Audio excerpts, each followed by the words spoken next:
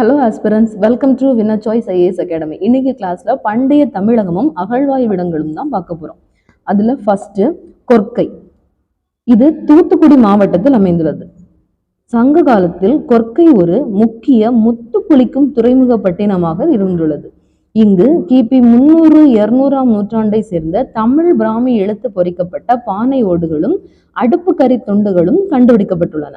அடுத்தது வசவசமுத்திரம். இது காஞ்சிபுரம் மாவட்டத்தில் கண்டெடுக்கப்பட்டுள்ளது. பானை ஓடுகள், சிவப்பு பூச்சு பானை ஓடுகள், பழுப்பு வண்ண பானை ஓடுகள் போன்றவை இங்கு கண்டெடுக்கப்பட்ட முக்கிய தொல்பொருட்களாகும். அடுத்தது ஆனைமலை.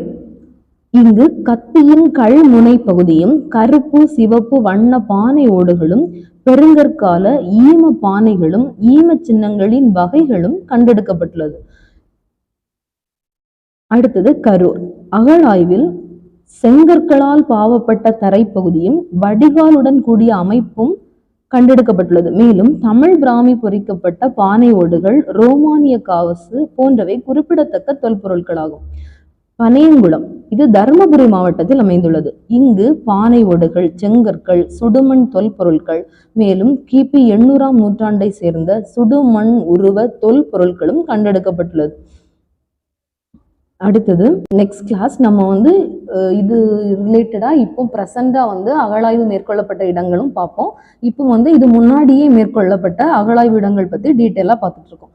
நெக்ஸ்ட் போல்வாம்பட்டி, கோயம்புத்தூர். 50 வண்ண கற்களால் ஆன பெரிய மற்றும் சிறிய மணிகளும் சுடுமண் காதணிகளும் இரும்பு பொருட்கள், சங்கு வளையல்கள், சுடுமண் கிண்ணங்கள், மூடிகள், சுடுமண் முத்திரைகள் ஆகியன புதைக்குழியிலிருந்து கண்டெடுக்கப்பட்டுள்ளன. மேலும் மூவேந்தர்களின் சின்னங்கள் பொறிக்கப்பட்ட சுடுமண் முத்திரை, விளிம்பு பகுதியில் பொறிக்கப்பட்ட வட்டெழுத்துக்களும் கண்டெடுக்கப்பட்டுள்ளது.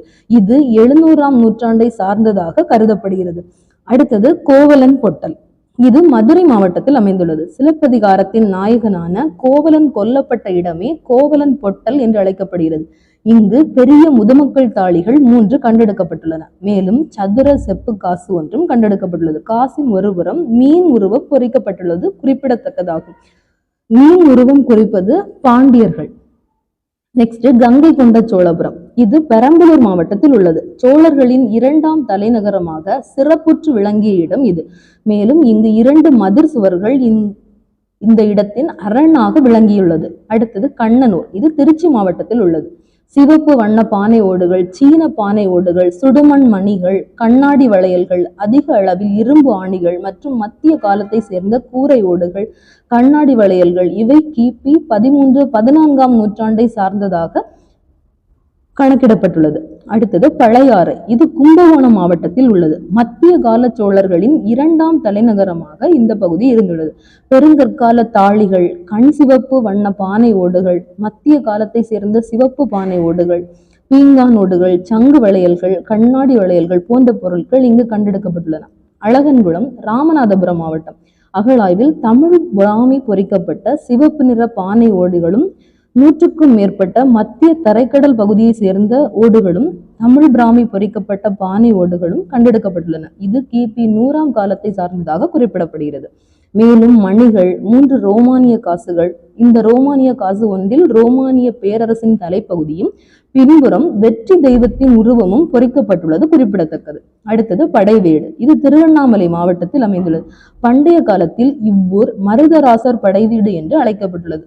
சம்பு வரையர்களின் தலைநகரமாக திகழ்ந்த இப்பகுதி 1992 முதல் 1993ஆம் ஆண்டில் வேட்டைக்கிரிபாளையம் மற்றும் கோட்டைக்கரை மேட்டு பகுதியில் அகழாய்வு பணிகள் நடத்தப்பட்டது.